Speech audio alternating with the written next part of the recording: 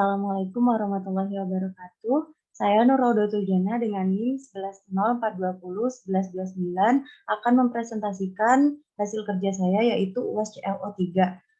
Nah, di CLO3 ini terdapat sebuah soal di mana disediakan tabel V dan EK dengan jumlah data 9. Nah, untuk soal yang pertama diminta menuliskan persamaan hubungan kecepatan dengan energi kinetik menggunakan pendekatan pencocokan kurva regresi linier dan kurva regresi kuadratik.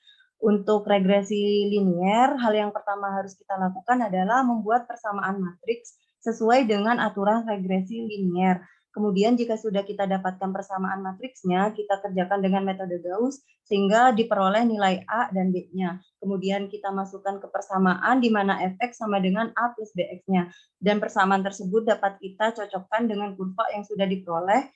Apabila sudah sama, maka persamaan yang kita cari sudah benar. Kemudian yang selanjutnya ada error linier dan juga standar error, di mana nilai standar error ini dapat dicari dengan rumus yang sudah tersedia dan dihasilkan nilai sebesar 5,1 sekian. Untuk yang selanjutnya regresi kuadratik masih sama. Hal yang pertama kita lakukan adalah menentukan persamaan matriksnya sesuai dengan aturan regresi kuadratik. Kemudian kita kerjakan dengan metode Gauss sehingga kita peroleh nilai A, B, dan C-nya. Kemudian kita masukkan ke persamaannya dan diperoleh persamaan. Kemudian kita cocokkan dengan kurva kembali.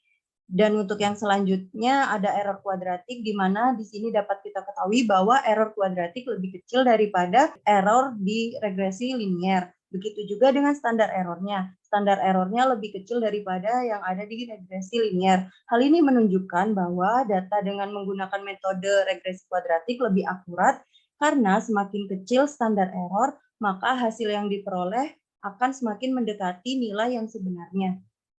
Kemudian untuk yang selanjutnya, nomor 2 diminta menghitung energi kinetik benda pada menit ke-15 dengan pendekatan interpolasi linier, kuadratik, dan kubik. Nah, yang pertama ada interpolasi linier di mana menggunakan orde 1. Nah, jika kita menggunakan orde 1, maka kita membutuhkan 2 data, lalu kita buat persamaannya dan kita ubah menjadi persamaan matriks.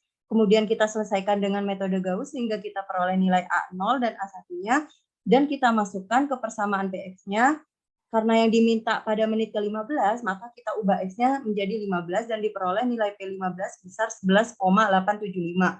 Untuk yang selanjutnya adalah yang kuadratik. Nah, ini merupakan orde 2 sehingga kita membutuhkan 3 data. Nah, di sini saya menggunakan data 12, 16, dan 20. Kita buat persamaannya lagi, kemudian kita ubah menjadi persamaan matriks. Kemudian kita selesaikan dengan metode Gauss dan kita peroleh nilai A0, A1, dan A2-nya. Lalu kita masukkan ke persamaan dan kita cari ketika P di X 15 dan kita peroleh P15-nya itu 11,5469. Kemudian untuk yang selanjutnya adalah interpolasi kubik. Ini merupakan orde 3 sehingga kita membutuhkan 4 data. Nah, di sini saya menggunakan data 8, 12, 16, dan 20.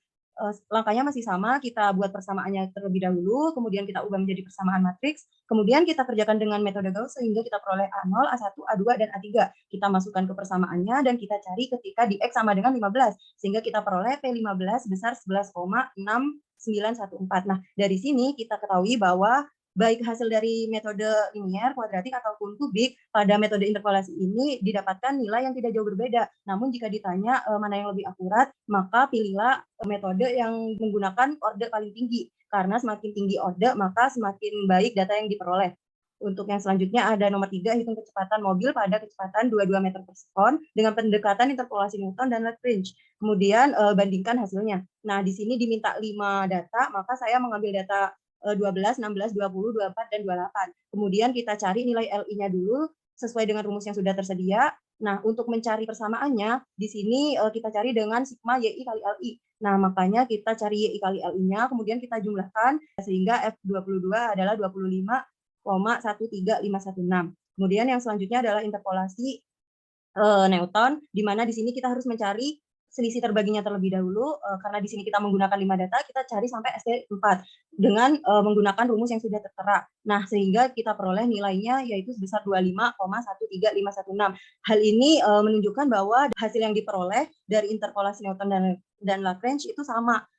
Namun pada dasarnya lebih banyak yang memilih dengan metode Newton karena jumlah komputasi yang dibutuhkan untuk 1 kali interpolasi adalah sangat besar pada interpolasi Lagrange. Mungkin sekian dari saya, kurang lebihnya mohon maaf. Wassalamualaikum warahmatullahi wabarakatuh.